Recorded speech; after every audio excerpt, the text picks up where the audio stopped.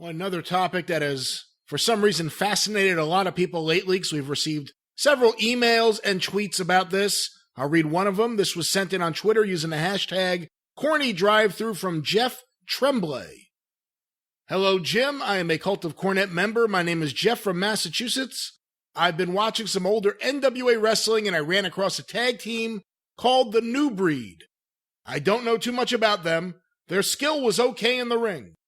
Their interviews were pretty bad.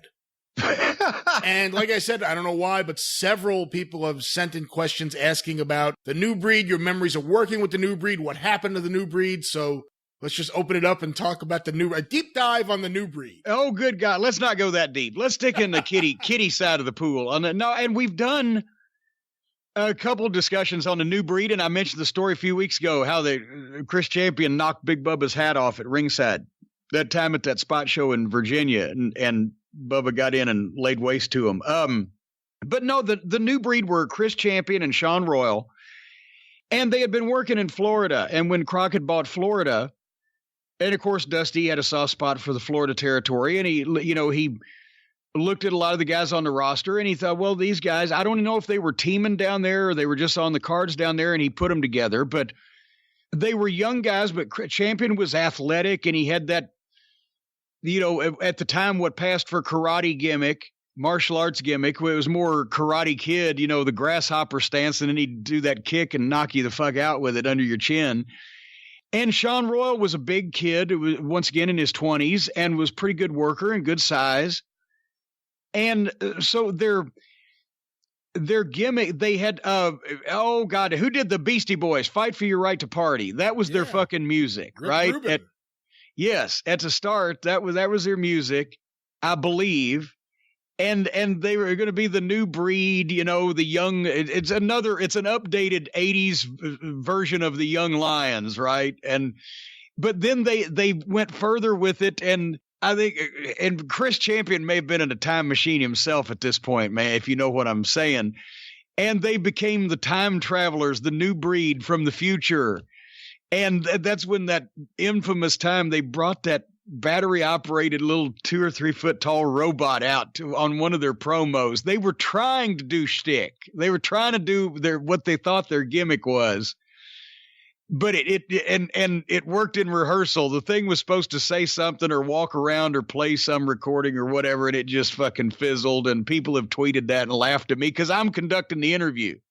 That's what I was doing color on one of the TBS programs, and I'm interviewing these two fucking guys in this silver lame futuristic spacesuit shit, lost in space fucking wardrobing, and a battery operated little R2D2 that won't fucking talk or do whatever it's supposed to do. And then they got in a car wreck, and I think it hurt both of them. There was 2 different instances where each one of them was injured pretty badly. One in the ring and one from a car wreck. And Sean Royal was kind of a nice, straight guy, but Chris Champion had his extracurricular activities that he liked to do, and some of them involved the young ladies, and he just always kind of getting heat on himself, even though he was a good talent. And then he became whatever the final injury was, that was the end of their run in Crockett. And then Chris went on to, Sean Royal was out of the business for quite a while and then got back in it later for a while. Chris Champion went on to become Yoshi Kwan and did the thing in World Class in Memphis. And he had one of the early Mutant Ninja Turtle costume gimmicks because he did the Karate Kid, the karate stuff. So he got a turtle costume. And his fucking karate turtle kick was a lot stiffer than Brian Hildebrand's, I'll tell you that. But he was, instead of Cowabunga the turtle, after an incident in Evansville at the merchandise table, I heard that Chris Champion, and I was not in the territory then, but the story spread, he was nicknamed Tonguey the Turtle after that incident in Evansville. Well, apparently the turtle was inviting the young girls to sit on his turtle lap and slipping them the turtle tongue.